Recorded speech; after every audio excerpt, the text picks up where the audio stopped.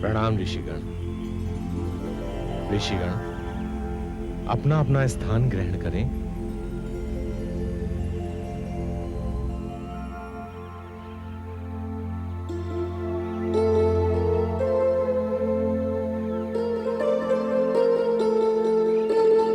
हे महर्षि सूत जी, ये कैसी अद्भुत लीला रची जा रही है। एक और गौरी नंदन बालक गणेश अकेले, दूसरी ओर समस्त देवता। क्या अब महाबली महापराक्रमी भगवान महादेव शिव के साथ समस्त देवता मिलकर युद्ध करेंगे? निश्चित ही शौनक ऋषि, निश्चित ही। अब युद्ध होना तो निश्चित ही है। महादेव के क्रोध को भला कौन शांत कर सकता है? महादेव के क्रोध और पराक्रम से सभी देवता परिचित हैं। हे महामुनि सूत जी, क्या इस युद्ध में ऐसी कोई परिस्थिति नहीं है जो गौरी नंदन बालक गणेश का कोई साथ दे सके? हे महर्षि, ये महायुद्ध गौरी नंदन प्रभु गणेश ने अकेले ही लड़ा। हे महर्षि, किसी ने भी बालक गणेश का साथ नहीं दिया। इस युद्ध में बालक गणेश का साथ किसी ने नहीं दिया। ये महायुद्ध बालक गणेश ने स्वयं अकेले ही लड़ा। हे महर्षि सूत जी, ये दुखद घटना तो बड़ी शोकग्रस्त है। एक सुमुख कोमल बालक पर इतने महाबलिष्ठ, महापराक्रमी, महायोद्धा देवताओं ने किस प्रकार शस्त्र उठाए? क्या उनके हृदय इतने कठोर हो चुके थे? हाँ शौनक ऋषि, हम आपके मनोभाव को अच्छी तरह से समझ रहे हैं। शौनक ऋषि, विधि का विधान यही था। ये युद्ध इतिहास का प्रथम युद्ध है जिसमें पराजित होने वाले बाल योद्धा को विजयी कहा गया। हे महामुनि सूत जी, इस जीवन की अभिलाषा को अपना लक्ष्य प्राप्त हो जाता यदि हम भी युद्ध में बालक गणेश का साथ देते हुए वीर गति को प्राप्त हो जाते। वे युद्ध के लिए अकेले ही सक्षम थे। बालक गणेश के पराक्रम के समक्ष शिव शंकर के प्राण भी संकट में थे, किंतु युद्ध में निकले महादेव को भला कौन रोक सकता था? निर्णय हुआ अब केवल श्री हरि विष्णु देव ही उन्हें रोक सकते हैं। श्री हरि विष्णु देव किसी प्रकार क्रोधित महादेव को युद्ध में जाने से रोक लेते हैं। और उधर गौरी नंदन गणेश क्रोध में आकर ये निर्णय लेते हैं कि स्वयं महादेव भी युद्ध के लिए आएंगे तो भी वे द्वार से नहीं हटेंगे। और दूसरी ओर महादेव गौरी नंदन गणेश से युद्ध करने के लिए तत्पर है।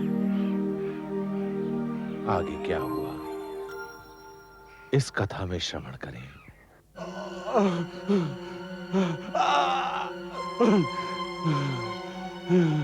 यदि हम उस समय रणभूमि से नहीं भागते तो हमारी मृत्यु निश्चित थी। ये सब इंद्रदेव के कारण हुआ। इंद्रदेव को हमें युद्ध का आदेश देना ही नहीं चाहिए। ये ज्ञात होते हुए भी कि उस बालक गणेश के साथ युद्ध करना असंभव है, उन्होंने हमें युद्ध का आदेश दिया।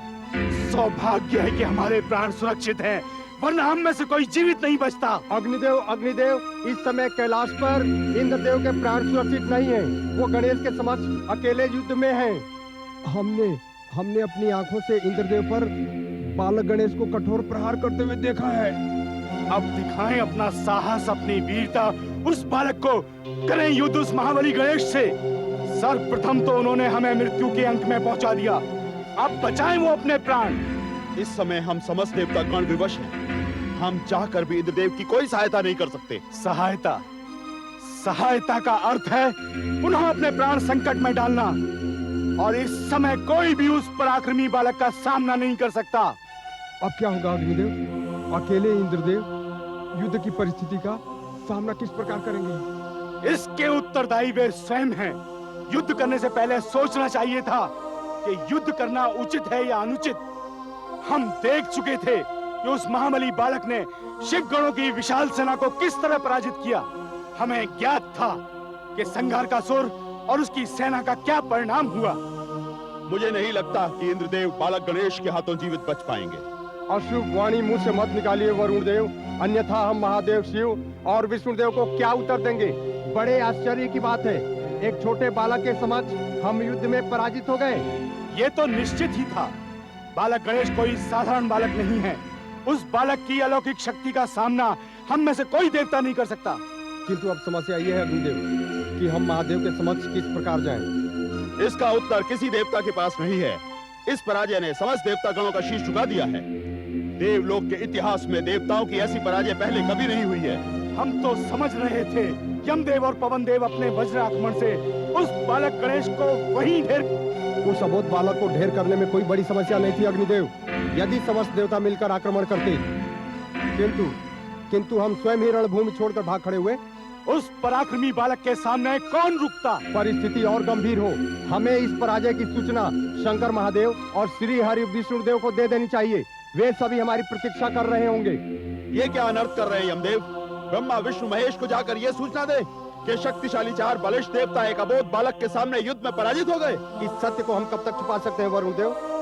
जब तक इंद्रदेव हमें नहीं मिल जाते, महादेव के समक्ष जाने का कोई प्रश्न ही नहीं है। हम उनकी अनुपस्थिति में कोई निर्णय नहीं लेंगे। अग्निदेव, इंद्रदेव, इंद्रदेव, अच्छा हुआ आप आ गए। देवराज, समस्त देवतागण आपके प्रति वार्तालाप कर रहे थे। सभी आपके बारे में बहुत चिंतित थे। यही जानने के लिए कि मैं जीवित हूँ या नहीं। विधाता ना करे कि आपके साथ कुछ अमंगल हो जाता या आपके प्राण संकट में पड़ते। यदि आप लोगों को मेरे प्राणों की चिंता होती तो रणभूमि में इस प्रकार कायरों की भांति मुझे छोड़कर नहीं भागते। इंद्रदेव, मौन रहिए आप सब। एक बालक के समक्ष अपनी कायरता का प्रमाण देकर आ रहे हैं। क्या उत्तर देंगे हम श्री हरि विष्णुदेव और महादेव को कि एक छोटे से बालक ने हमें युद्ध में पराजित कर दिया। इंद्रदेव, ये तो हमें पहले से ही ज्ञात था कि बालक गणेश से युद्ध करना हमारी पराजय के अतिरिक्त और कुछ नहीं है। हम में से कोई भी इतना सक्षम नहीं जो बालक गणेश को युद्ध में पराजित कर सके। स्वयं आप ही ने ब्रह्मदेव से जाकर गणेश की रणनीति, उसके पराक्रम और उसके साहस की प्रशंसा की थी। इसी चिंता को लेकर हम ब्रह्मदेव के पास गए थे। यदि स्वयं महादेव शिव भी उस बालक के साथ युद्ध करेंगे तो भी उसे पराजित नहीं कर सकते। और उस बालक के सामने तो महादेव शिव के प्राण भी संकट में हैं, निसंदेह। इसी कारण से श्री हरि विष्णुदेव महादेव को बालक गणेश के समक्ष भेजना नहीं चाहते हैं। अब परिणाम कुछ भी हो, उस बालक गणेश को दंड अवश्य दिया जाएगा। अवश्य इंद्रदेव, अवश्य। वो बालक कदापि क्षमा के योग्य नहीं है। उसे दंड अवश्य मिलना चाहिए। किंतु हम में से उसे दंड देगा कौन? कोई भी अकेले उसे दंड नहीं दे सकता। शिव गणों की विशाल सेना का परिणाम हमारे सामने है और हम समस्त देवतागण भी उससे पराजित हो चुके हैं। गणेश किसी व्यक्ति, शिशु या बालक का नाम नहीं है। गणेश नाम है एक अद्भुत विशाल सेना का। गणेश नाम है एक वीर, पराक्रमी और अलौकिक शक्ति का। उस बालक पर विजय प्राप्त करने के लिए हमें धर्म युद्ध ही करना पड़ेगा। अग्निदेव का परामर्श उचित है इंद्रदेव। गणेश को केवल धर्म युद्ध से ही पराजित किया जा सकता है। इस पराजय के घाव को हम कभी नहीं भूल सकते। अब पराजय का निवारण केवल धर्म युद्ध ही है। यदि समस्त देवतागण उस बालक गणेश के साथ धर्म युद्ध करना चाहे तो हमें स्वीकार है। महावीर गणेश, समस्त देवता आपके वध की योजना बना रहे हैं। ये हमारे लिए अत्यंत चिंता का विषय है। हम उनके सपने को कभी साकार नहीं होने देंगे महामुनि, जब तक कि हमें अपनी माताश्री का कोई आदेश या आज्ञा प्राप्त नहीं हो जाती। हे महावीर गणेश, समस्त देवता कैलाशपति देवादिदेव के प्रतिनिधि बनकर आए थे। अवश्य आए थे, किंतु उनका दुस्साहस क्षमा के योग्य नहीं था। उनका यही परिणाम होना था। न जाने क्यों मेरा हृदय किसी भावी आशंका से चिंतित है महावीर गणेश। इस युद्ध का परिणाम कहीं अमंगल सिद्ध न हो जाए। जब तक माताश्री का आशीर्वाद हमारे साथ है, सब कल्याणकारी ही होगा। किसी अमंगल की संभावना ही नहीं। माता श्री का आशीर्वाद सदैव आपके साथ है महाबली गणेश, किंतु आप इन देवता गण से परिचित नहीं हैं। वो युद्ध के पश्चात मौन नहीं रहेंगे। युद्ध का आरंभ तो उनकी ओर से हुआ था। हम तो केवल वार्ता कर रहे थे। यदि वे हमसे युद्ध नहीं छेड़ते तो हम कदापि उनसे युद्ध नहीं करते। जिस प्रकार समस्त देवता आपसे पराजित होकर गए हैं, वो आपके विरुद्ध कोई न कोई षड्यंत्र निश्चित ही रचेंगे। इसलिए आपको अपने शत्रुओं से सतर्क रहना पड़ेगा। हे महावीर गणेश, आपके शत्रुओं की संख्या बढ़ती जा रही है। शत्रुओं की संख्या? हाँ विघ्नेश्वर, वीरभद्र ने बिल्कुल उचित कहा। हम समझे नहीं, आप कौन से शत्रु की बात कर रहे हैं? जिस संहारकासुर को आपने कैलाश के युद्ध में पराजित किया था। वो उद्दंड अपनी भुजाएं कटाने के पश्चात अब कैलाश की ओर कभी अपनी दृष्टि नहीं उठाएगा। हे विघ्नेश्वर, आपको ये जानकर आश्चर्य होगा कि संहारकासुर मृत्यु को प्राप्त हो चुका था। मृत्यु को प्राप्त हो चुका है अर्थात? ये सत्य है विघ्नेश्वर, ये सत्य है कि वो मृत्यु को प्राप्त हो चुका था, किंतु दैत्य गुरु शुक्राचार्य ने उसे पुनः जीवित कर दिया। असुर तारकासुर अपने पुत्र का शव जब दैत्य गुरु शुक्राचार्य के पास लेकर गया तो शुक्राचार्य ने केवल संहारकासुर के हस्ती नहीं, उसके प्राण भी लौटा दिए। अब संहारकासुर फिर से अपनी शक्ति एकत्रित करके कैलाश पर पुनः अपने आक्रमण का विचार कर रहा है। दोनों ओर से संकट ही संकट है महावीर गणेश, संकट ही संकट है। विघ्नेश्वर, एक ओर तो असुर दैत्य आपके शत्रु बन चुके हैं, दूसरी ओर देवतागण आपके शत्रु हैं। और सबसे बड़ी चिंता का विषय तो यह है कि दैत्य गुरु शुक्राचार्य असुर राज तारकासुर का साथ दे रहे हैं। महावीर गणेश, निसंदेह हम आपकी शक्ति से परिचित हैं। आप महावीर महाबली हैं, किंतु आप किस किस से युद्ध करेंगे? चारों ओर से आपके प्राण संकट में हैं। इसलिए आप भवन के द्वार से चले जाइए विघ्नेश्वर, यही उचित है। कृपा करके चले जाइए, हम इस द्वार पर नियुक्त रहेंगे। नहीं, कदापि नहीं। शत्रु हमारी ओर बढ़ रहा है और हम अपने भवन में विश्राम करें। महाशक्तिशाली माँ का यह पुत्र इतना कायर नहीं हो सकता कि वो अपने शत्रु के भय से भवन में चला जाए। हम तो केवल उचित परामर्श दे रहे थे महावीर गणेश। हमें आपका परामर्श कदापि स्वीकार नहीं है। हम अपने अंतिम समय तक इस भवन के द्वार पर नियुक्त रहेंगे। महावीर गणेश, हमें किसी अमंगल घटना घटने का आभास हो रहा है, इसलिए हम अपना कर्तव्य निभाने आए थे। आगे आपकी इच्छा।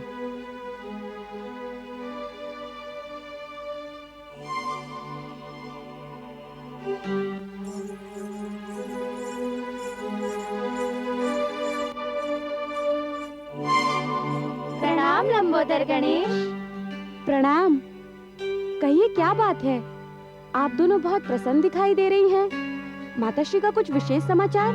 विशेष ही समझिए लंबोदर। लंबोदर? हमारा नाम तो आपने बहुत सुंदर रखा है। हमने नहीं, माताश्री ने रखा है। माताश्री ने? हाँ, ये नाम आपको अच्छा लगा? बहुत सुंदर है ना लंबोदर? अति सुंदर। हम तो साक्षात लंबोदर ही हैं। अब आप दोनों देवियाँ हमें इसी नाम से पुकारिएगा। क्यों नहीं, कितना सुंदर नाम है ये। एक बात बताइए देवी, नाम रखने का कोई विशेष कारण? अवश्य, आपको स्वादिष्ट भोजन जो अति प्रिय है। वो तो है ही। और आज तो माताश्री ने आपके लिए भोजन में विशेष व्यंजन बनाए हैं। विशेष? जल्दी जल्दी बताइए क्या? आपका प्रिय भोजन प्रस्तुत है, किंतु हम आपको नहीं बता सकते।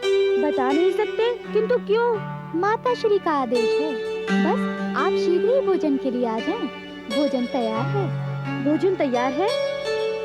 हाँ, जल्दी चलिए, मातेश्वरी कब से आपकी प्रतीक्षा कर रही है। मातेश्वरी का आदेश शिरोधार्य है,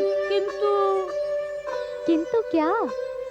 किंतु इस समय हमारा द्वार छोड़ना उचित नहीं होगा।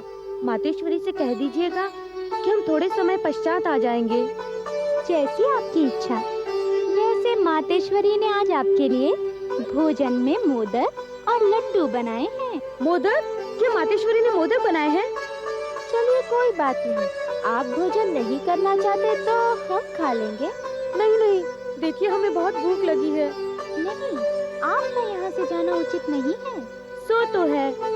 एक निवेदन है आपसे, हमें थोड़े से लड्डू और मोदक यहाँ ला देंगी, हम यहीं बैठकर खा लेंगे। और सुनिए, चुपके से लेकर आइएगा, मातेश्वरी को बिल्कुल पता ना चले। निश्चिंत रहे लंबोदर, मोदक और लड्डू हम आपके लिए चुपके से ही लेकर आएंगे। ये रहे मोदक और लड्डू। इतने सारे लड्डू और मोदक हमारे लिए हैं? हाँ लंबोदर गणेश, ये सारे लड्डू और मोदक आप ही के लिए हैं। लीजिए, आपका प्रिय भोजन प्रस्तुत है, ग्रहण कीजिए और हमें बताइए आपको इसका स्वाद कैसा लगा। हाँ हाँ, क्यों नहीं। एक बात बताइए देवियों, माताश्री ने आपको ये लड्डू और मोदक लाते हुए कहीं देखा तो नहीं? आप निश्चिंत होकर खाइए, माताश्री ने हमें बिल्कुल नहीं देखा। माताश्री तो इस समय शयन कक्ष में है। हाँ हाँ, क्या स्वादिष्ट मोदक बने हैं, अति स्वादिष्ट। और सुनिए, यदि माताश्री आपसे ये पूछे कि इतने सारे लड्डू और मोदक कहाँ गए, तो आप उन्हें क्या उत्तर देंगी? क्या उत्तर देंगे? हाँ हाँ बताइए। उनसे कहिएगा कि इतने सारे लड्डू और मोदक हमने नहीं, आपने खा लिए।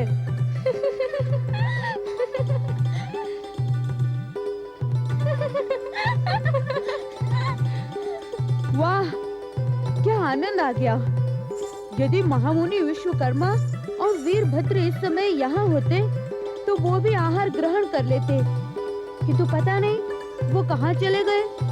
अब क्या होगा महामुनि विश्वकर्मा, अब क्या होगा?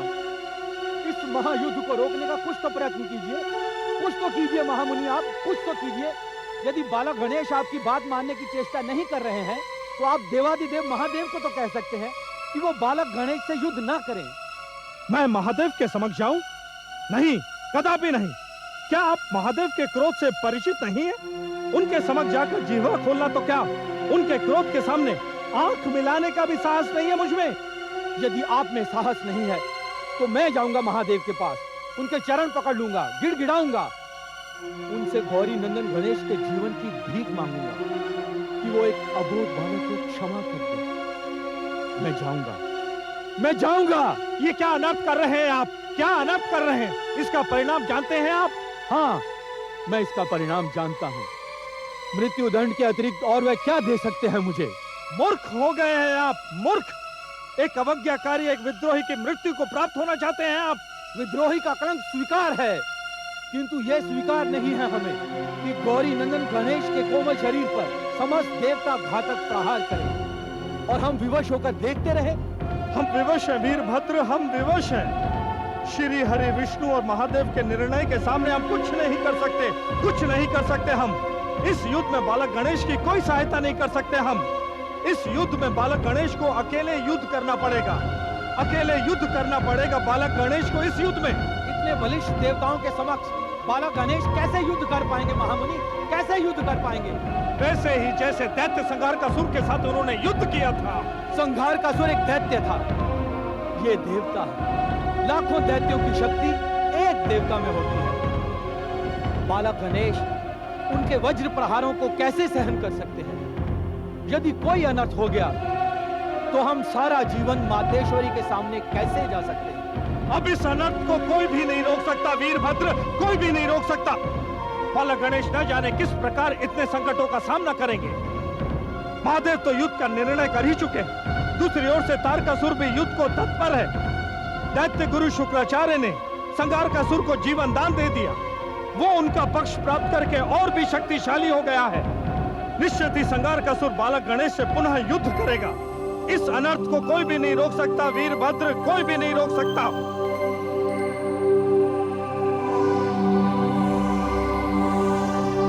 प्रणाम दैत्य गुरु शुक्राचार्य।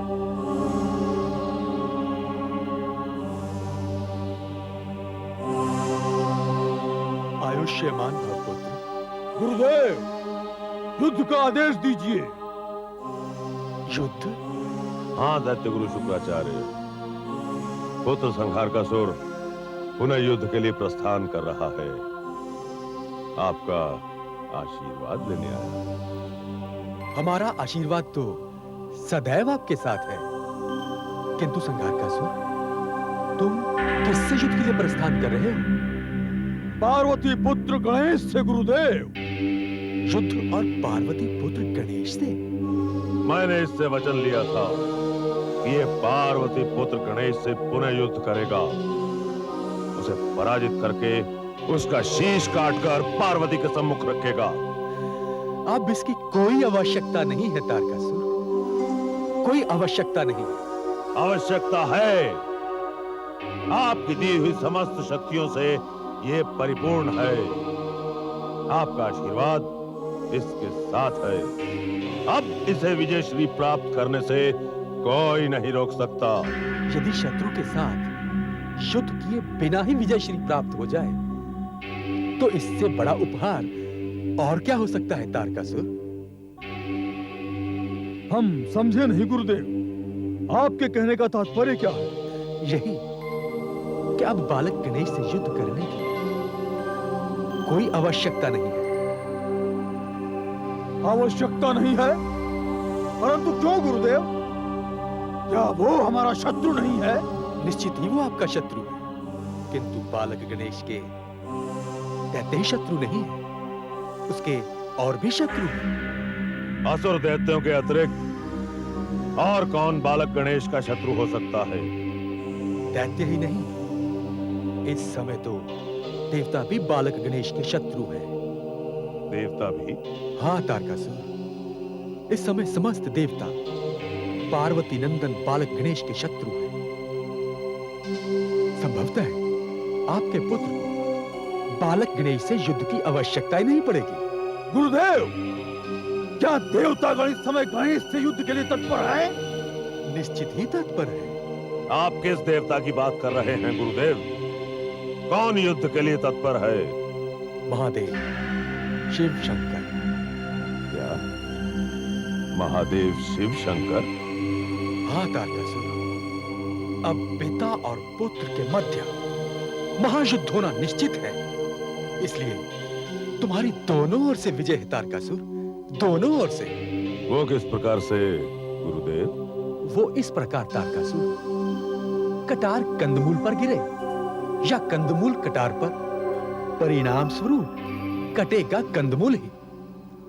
अब पिता के हाथों पुत्र की मृत्यु हो या पुत्र के हाथों पिता की, दोनों स्थिति में विजय श्री तुम्हारे ही पक्ष में है। गुरुदेव, अब यदि समस्त देवतागण भी चाहे तो इस युद्ध को रोक नहीं पाएंगे। आप समस्त देवता केवल इस युद्ध को रोकना चाहते हैं, इसके अतिरिक्त और कुछ नहीं। इंद्रदेव और अन्य देवताओं को युद्ध में भेजकर केवल आप हमारे मन को बहलाने की चेष्टा कर रहे हैं। समय को नष्ट करते जा रहे हैं श्री हरि, समय नष्ट करते जा रहे हैं। ऐसा कदापि नहीं है चंद्रमौलेश्वर। हम स्वयं इंद्रदेव के लौटने की प्रतीक्षा कर रहे हैं। हमें पूर्ण विश्वास है कि परिणाम जो भी होगा हमारे पक्ष में होगा। हमारे बलिष्ठ देवता निश्चित ही बालक गणेश पर विजयश्री प्राप्त करके ही लौटेंगे महादेव। बड़े विस्मय की बात है कि एक बालक पर विजय प्राप्त करने के लिए समस्त देवता अभी तक युद्ध किए जा रहे हैं। महादेव, इंद्रदेव के आने की प्रतीक्षा तो हमें करनी ही होगी। नहीं, इसकी कोई आवश्यकता नहीं। इंद्रदेव का न लौटना इस बात का प्रमाण है कि युद्ध का परिणाम हमारे पक्ष में नहीं। यदि युद्ध का परिणाम हमारे पक्ष में नहीं तो इसके उत्तरदायी आप हैं, केवल आप। निश्चित ही चंद्रमौलेश्वर, इंद्रदेव को युद्ध में भेजने का निर्णय तो हमारा ही है, किंतु ब्रह्मदेव के परामर्श के पश्चात ही इंद्रदेव को युद्ध में भेजा गया है महादेव। हमारे लिए यही उचित था, यही उचित था कि आपके प्रस्ताव को अस्वीकार करते थे और इंद्रदेव के बदले उस बालक से युद्ध करने के लिए स्वयं प्रस्थान करते। चंद्रमौलेश्वर, आप युद्ध के लिए अभी प्रस्थान कर ही नहीं सकते। श्री हरि विष्णुदेव, क्या आप हमें चुनौती दे रहे हैं? चुनौती नहीं चंद्रमौलेश्वर, आपको आने वाले संकट से उन्हें सतर्क करना चाहते हैं। आपका बालक गणेश से युद्ध करना उचित नहीं है महादेव। नहीं श्री हरि, नहीं, यह निर्णय हम लेंगे। हम आपको अंतिम चेतावनी दे रहे हैं, हट जाइए हमारे मार्ग से, अन्यथा हमें विवश होना पड़ेगा। चंद्रमौलेश्वर, हम आपके क्रोध से परिचित हैं। इस समय आप नहीं, आपका क्रोध बोल रहा है महादेव। अभी तक तो हम अपनी सभ्यता की सीमा में रहकर ही वार्ता कर रहे थे, किंतु अब हमसे आपके अपमान की अशिष्टता भी हो सकती है। ये क्या अनर्थ कर रहे हैं देवादिदेव? यदि आपने हमें रोकने की चेष्टा की तो अनर्थ अवश्य हो जाएगा। ये क्या अनर्थ कर रहे हैं महादेव?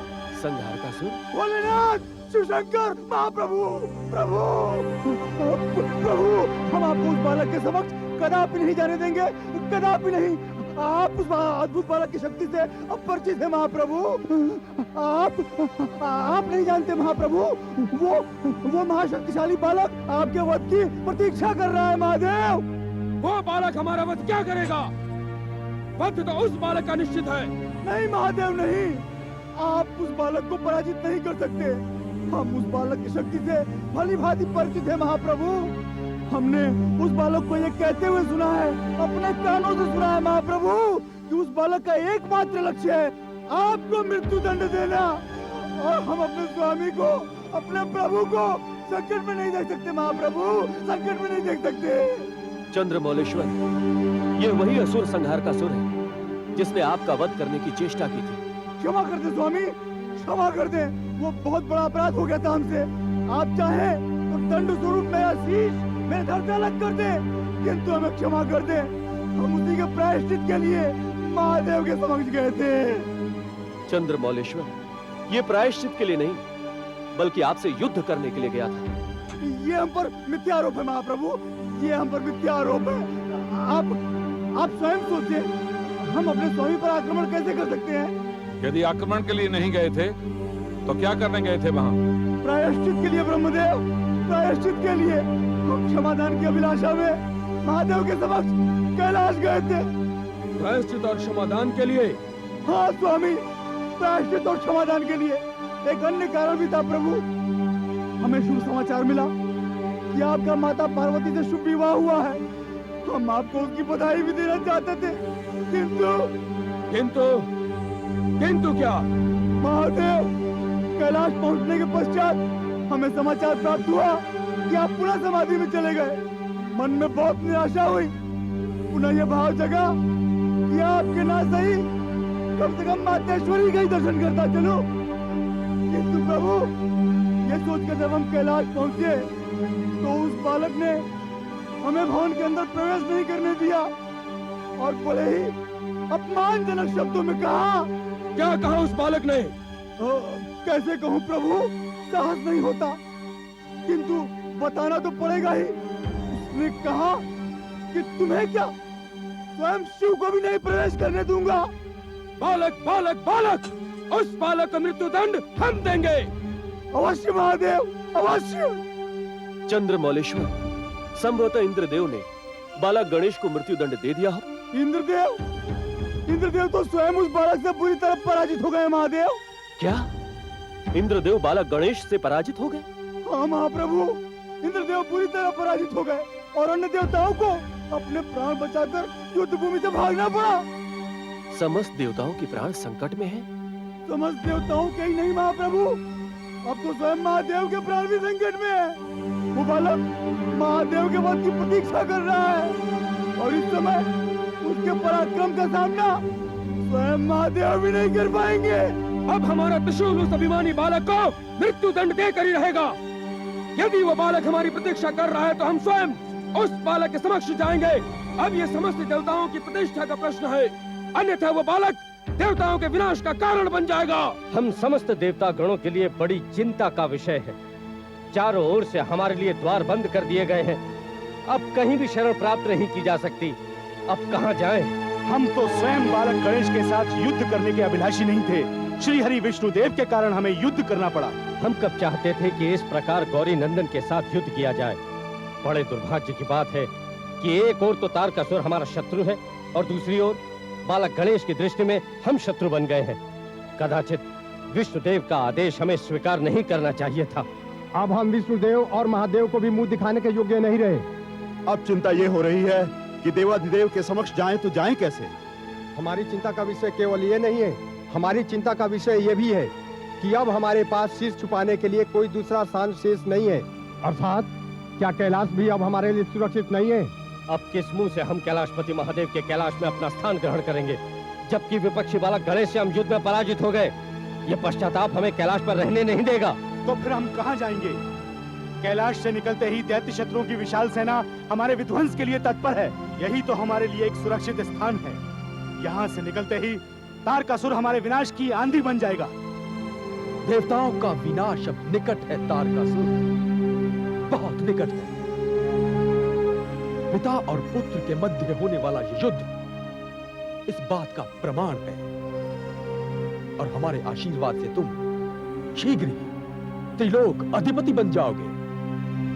यदि दैत्य गुरु का आशीर्वाद रहा तो कुछ भी असंभव नहीं है। पिता और पुत्र के मध्य होने वाले इस महायुद्ध में पूर्ण संभावना है देवताओं का विनाश और दैत्यों की विजय। और यदि ये युद्ध ना हुआ तो? अब तो ये संभव ही नहीं तारकासुर कि ये युद्ध ना हो। ये युद्ध तो निश्चित ही होगा। अब इसे कोई नहीं रोक सकता तारकासुर। गुरुदेव, संभव है कि श्री हरि विष्णु इस युद्ध को रोकने की चेष्टा करें। श्री हरि विष्णु? हाँ, मुझे भय है कि कहीं विष्णु महादेव को इस युद्ध से रोक न ले। तारकासुर, तुम ये कहना चाहते हो कि श्री हरि विष्णुदेव महादेव को बालक गणेश से युद्ध से रोकने की चेष्टा करेंगे? वे उन्हें युद्ध नहीं करने देंगे? निश्चित है गुरुदेव, महादेव को रोकने के लिए केवल वही सक्षम है। पिताश्री, गुरुदेव, आयुष्मान भव पुत्र। पिताश्री, महादेव को अब कोई भी नहीं रोक सकता। हाँ गुरुदेव, महादेव और गणेश के इस युद्ध को अब कोई भी नहीं रोक सकता, स्वयं श्री हरि विष्णु भी नहीं। पुत्र संहार का सुर, ये तो बड़ा ही अद्भुत समाचार लेकर आए हो। क्या ये सत्य है? हाँ पिताश्री, ये सत्य है। ये समाचार तुम्हें कहां से प्राप्त हुआ और इस समय कहां से आ रहे हो पुत्र? हम क्रोध की चिंगारी में घी डालकर आ रहे हैं गुरुदेव। क्रोध की चिंगारी में घी? हाँ गुरुदेव, हम क्रोध की चिंगारी को भड़कती हुई ज्वाला में परिवर्तित करके आ रहे हैं। यूं पहेलियों में वार्ता मत करो संघारकासुर, अपने अभिप्राय का वर्णन करो। हम महादेव से मिलकर आ रहे हैं गुरुदेव। महादेव से शत्रु के शिविर में जाने का अर्थ समझते हो? ये जानते हुए भी कि गुरुदेव ने तुम्हारे प्राण लौटाए हैं और तुम पुनः अपनी मृत्यु का द्वार खटखटाने के लिए महादेव के समक्ष चले गए। अपनी मृत्यु का द्वार नहीं, गणेश की मृत्यु का द्वार खोल कर आ रहा हूँ पिताश्री। गणेश की मृत्यु का द्वार? हाँ पिताश्री, हमने क्रोधित महादेव के क्रोध को गणेश के विरुद्ध और भी भड़का दिया है, उनके क्रोध को और भी उत्तेजित कर दिया है। अब गणेश का वध शिव के हाथों निश्चित है। अब यदि समस्त देवतागण भी महादेव को इस युद्ध से रोकने की चेष्टा करेंगे तो भी रोक नहीं पाएंगे। रुक जाइए चंद्रमौलेश्वर, रुक जाइए, रुक जाइए। त्राहिमाम त्राहिमाम देवादिदेव त्राहिमाम, त्राहिमाम देवादिदेव त्राहिमाम, त्राहिमाम त्राहिमाम देवादिदेव त्राहिमाम। आपको सुदंड बालक से युद्ध करने के लिए भेजा गया था। उत्तर दीजिए, उत्तर दीजिए इंद्रदेव, उस युद्ध का परिणाम क्या हुआ? आप मौन क्यों? उत्तर दीजिए इंद्रदेव, युद्ध का परिणाम क्या हुआ? विश्वास करने जैसी बात ही नहीं। आप जैसे बलिष्ठ देवता एक बालक से युद्ध में पराजित होकर आ गए। हम क्षमा प्रार्थी हैं महादेव। यही सत्य है देवादिदेव कि हम समस्त देवतागण उस बालक गणेश से युद्ध में बुरी तरह से पराजित हो गए। इंद्रदेव, अग्निदेव, पवन देव और यम देव जैसे महाबली योद्धा एक अबोध बालक से युद्ध में पराजित होकर चले आए। बड़े आश्चर्य की बात है। उस बालक को कोई पराजित नहीं कर सकता, उससे कोई युद्ध नहीं कर सकता महादेव। वो बालक कोई साधारण बालक नहीं है, उस बालक पर विजय पाना असंभव है। हमारे लिए कुछ असंभव नहीं है। उस बालक से युद्ध हम अकेले ही करेंगे। नहीं चंद्रमौलेश्वर, आप अकेले युद्ध में नहीं जाएंगे, समस्त देवता भी आपके साथ जाएंगे और बालक गणेश के साथ युद्ध करेंगे।